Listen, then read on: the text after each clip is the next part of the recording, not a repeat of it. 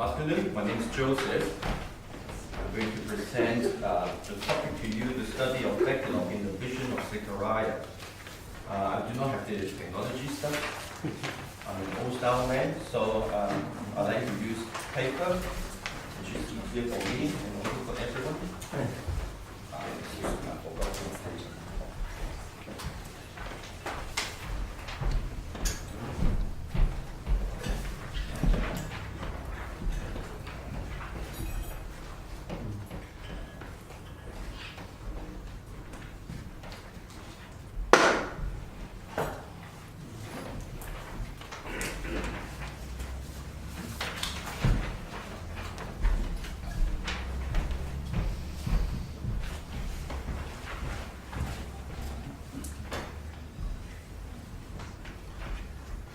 So today, I'm going to present a study of the relationship between the Decalogue, or we say the Ten Commandments, that is used in the prophets, especially in the book of Zechariah. And at the end of my presentation, there will be some points of summary. And the main thing is about the use of Decalogue in Zechariah. I will find that is related to the Decalogue. So the use of some conceptions in Zechariah are related to the Decalogue. But it does not seem to depend on the final addition of the Decalogue in Exodus 5, in Exodus 20 and Deuteronomy 5. So let me start with the introduction, and I will go through with you the points I include in the handout. In the handout, the letters in red color are the use of the words which have directly related to the use in Zechariah, and the underlined ones are related but not directly used in Zechariah in the first table, and I will explain one after the other.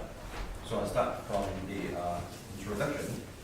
A lot of Old Testament research regarding the Decalogue have been dedicated to the discussions about the origin and sources of the Decalogue, the growth and the transmission of the individual commandments, and the ten as whole, its composition, etc., by means of tradition, historical method.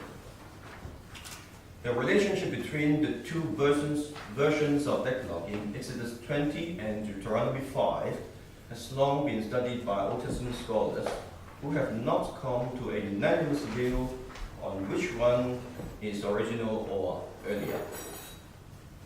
So there are two contrasting views. Some saying Deuteronomy 1, the one in Deuteronomy is earlier, some say that the one in Exodus is earlier.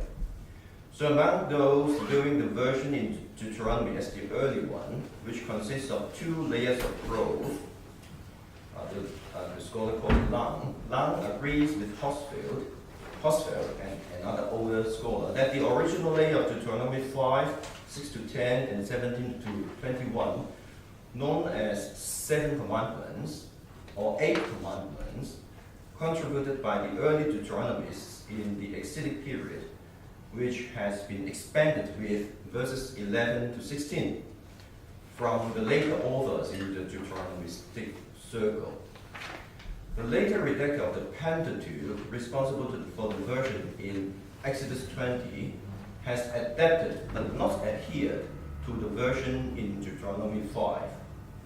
Besides, individual commandments have also undergone stages of growth. Another person called Nielsen, he found at least 5 commandments have undergone expansions. Contrarily, scholars like to argue with each other, no unanimous view, of course. Another one called Levin. Levin opposed that the Exodus version to be earlier by providing a synoptic comparison of the two versions in association with the early use of the 3 prohibitive commandments in Jeremiah 7:9 and Hosea 4:2.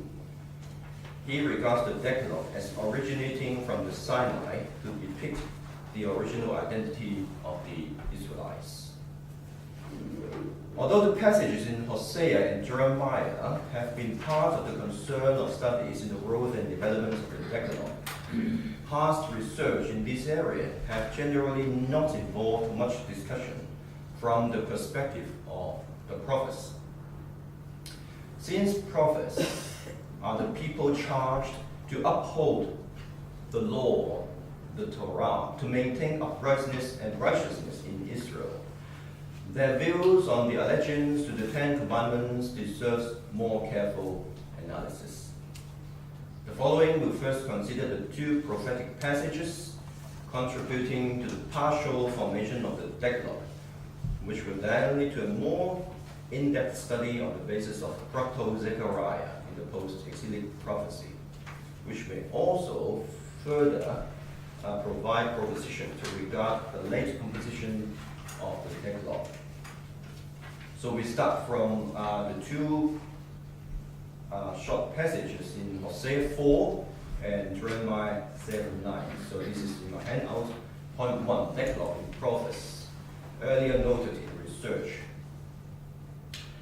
The correlation between the Decalogue and the Prophets has not attracted much research in the past. The most obvious parallels discussed by scholars are these two passages, Jeremiah 7:9 and Hosea 4:2. At first glance, the third and the sixth to the ninth commandments are related. Hosea 4:2 is supposed to be an older prophecy, and Jeremiah 7:9 is believed to have taken up the tradition from it. So in Hosea 4:2 we have these elements: swearing, lying, and murder, and stealing and adultery break out. Bloodshed follows bloodshed. In Jeremiah 7:9, stealing, murdering, committing adultery, swearing falsely, and making offering to Baal, going after other gods whom you do not know. Unlike the last three offenses mentioned in Hosea 4:2, which means lying, murder, and stealing, which appear in the 6th to the 8th commandments, but in different order. The first two ones, lying and swearing, are not directly listed in the Decalogue, but resonance can be detected in terms of swearing. The first word in Hosea 4:2, Allah. And this word is related to the third commandment and the ninth commandment. Firstly, the word Allah, translated in swearing in Hosea 4:2, is often translated as curse in many other instances, or swear. But it denotes only conditional curses rather than curses absolutely. It is used in legal context to prove whether a person is guilty after the manner of an ordeal. A scholar called Shabbat supposes that the Kal infinitive use of Allah, which translates swearing here in Hosea 4:2, deals with the kind of curse in unrighteous or unscrupulous accusations against another person. While curses in Numbers chapter 5, verse 21, are clearly prayers that directed to God Yahweh to prove that the accused is guilty, such unscrupulous or vile curses connected with unrighteous accusations are prohibited by the third commandment. Kahash, which means conceal, and is usually deemed to echo the act of shakar, to deal falsely, in the ninth commandment in Exodus version, only in Exodus version, Exodus 20:16. Although the two terms are synonyms, according to Kotsiba, in contrast to shakar, kahash denotes the disguising, concealment, or denial of a given situation contrary to better knowledge. It is therefore representing a deliberate, accountable act. In Jeremiah 7:9, the three offenses translating in English, including stealing, murder, and adultery. They are named as the first ones in Jeremiah 7:9, but in different order in the Decalogue. So you can trace the same terms in Decalogue, but in different orders. Jeremiah has used Hashavah. We have translated this as also as swearing. The word swearing, which is Hashavah in Jeremiah, followed actually by Lashakir, that means falsely, swearing falsely, that we have translated in Jeremiah 7:9, portraying more clearly the offense to swear in a false way in place of Allah, which we find in Hosea chapter 4. Therefore, Jeremiah is also concerned with the same area of commandments number 6 to 8 in Decalogue. But the association with the 9th commandment is not exactly recognized, in spite of the use of the word falsely, la sheker. Therefore, it does not directly indicate the responsibility with the neighbor.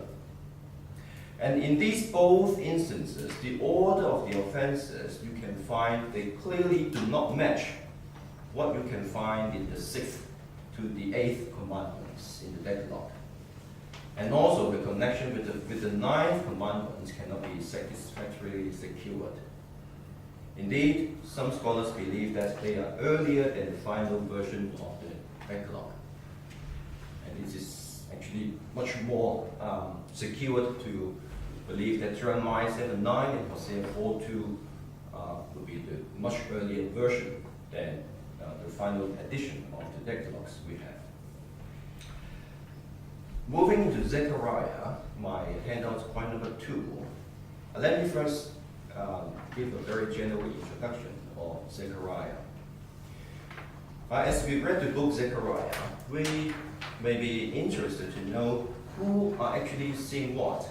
So many people speaking and so many things to see in the visions. The structure of the book of Proto-Zechariah has attracted a lot of research. Proto-Zechariah means Zechariah chapters 1 to 8. Scholars are divided on the way to delineate the different sections and to define the visions as a cycle. But it is clear to classify the literary layers of narrative sections and the visions. While the visions are believed to be the earlier and most original section from the prophet Zechariah. And finally, chapter 8 has been later added to some of the main themes of the book for not only the people of God, but to look forward to the future when people from outside the Jewish community to come to worship Yahweh Zebaoth, the Lord of Hosts. So the 8 visions are generally recognized to depict a cycle, which actually originally comprises 7 visions, because Zechariah 3 is likely to be a later redaction. In this regard, the middle of the 7 visions, which I have written down here in the handouts, the 7 visions would portray that the middle one, the 4th one, as the peak in the cycle, which depicts a symmetric structure. So in the middle, the 4th vision will be the God of the Israelites, Yahweh Zebaoth, reigning and ruling all over the earth with the 2 human agents on his both sides in Zechariah chapter 4. While the 3rd vision, corresponding to the 5th vision with a national perspective. The 2nd vision corresponding to the 6th vision with an international perspective. And the 1st corresponding to the last one, to ensure the perspective of the return of the Lord of Hosts to his holy city, Jerusalem. Although the Decalogue has not been explicitly mentioned in Proto-Zechariah and not in the vision cycle, apparent parallels are traced in both the visions and the narrative sections. If the Decalogue has been finalized in the post-exilic period, the concerns in the book would have reflected the values shared by the final editors of the Decalogue. I'm moving on to the fifth vision. So we are not going to study all the 7 visions or the 8 visions, but focus down to only one, the vision 5 in my handout 2.2.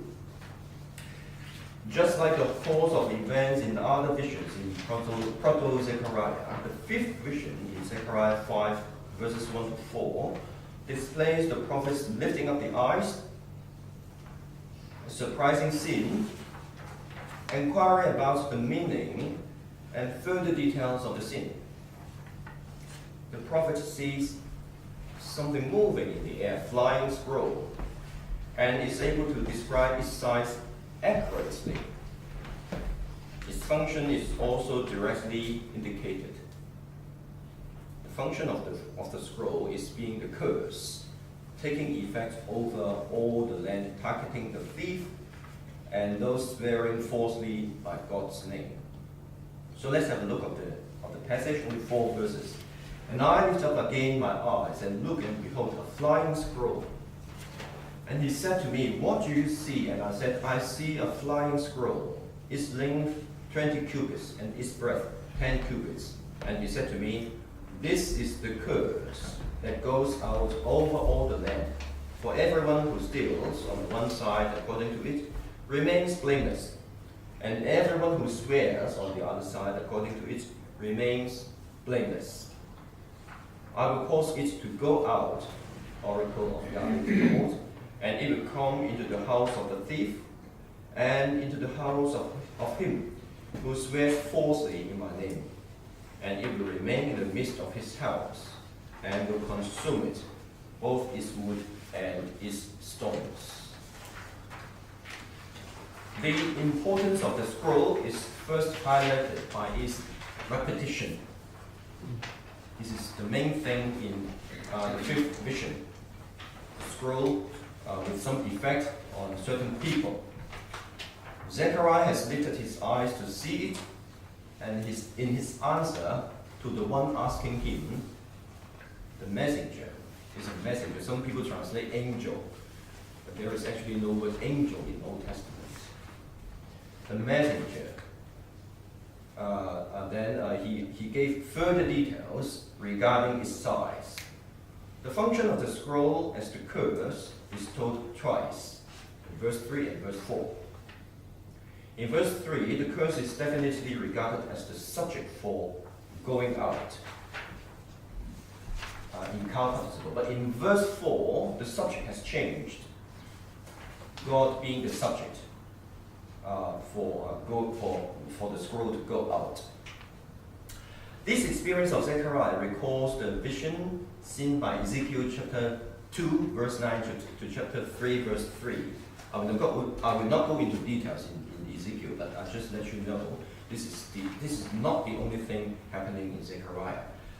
Both that in Zechariah and in Ezekiel involve the action to lift the eyes to see, but Ezekiel's scroll carries relatively clear contents and seems to be more explicit, since he can describe what is written on it, namely lamentations, mourning, and woe. So you can refer to Ezekiel chapter 2 to 3. Another person called Delkut believes the motive of curse represented by a scroll in Ezekiel, which is parallel to our passage in Zechariah 5, has actually taken up the conceptions from Jeremiah 36. So you may have a look of Jeremiah 36 to find a similar notion that I'm not going to do the details. The particular action of that scroll, the going out of the curse, is remarkable in Zechariah. While in verse 3 the messenger has described the curse to go out, the Lord of hosts, Yahweh has explained in his oracle in verse 4 that he is the one who caused it to go out. Within the context of the visions in Zechariah, curse works therefore in a way like other heavenly beings under the authority of Yahweh Zebaoth. other heavenly beings, including the horses, the chariots, and other messengers, and winds as well. The situation of the offenders is indicated by the word blameless. They remain blameless, and therefore a curse shall be sent out accordingly. Since they are not or could not be punished, the sending out of the curse gives hope for the righteous ones. Zechariah's vision may point more sharply to curse in terms of actual punishment as a result of the offenses.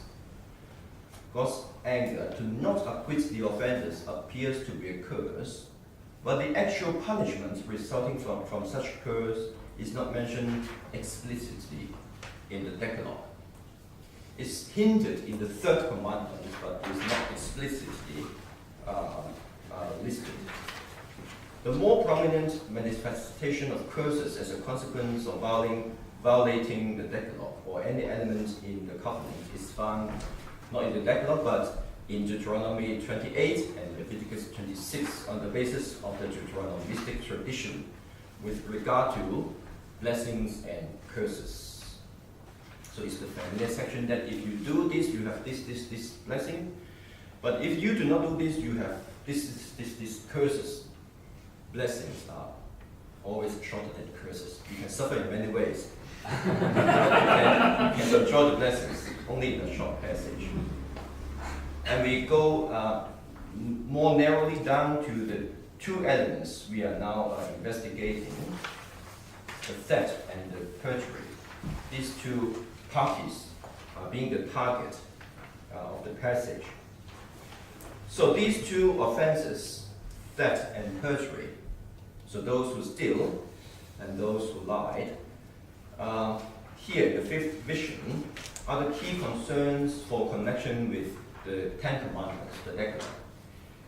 And in particular, in the third, the eighth, and the ninth commandments, the third, the eighth, and the ninth commandments, as noted by most scholars.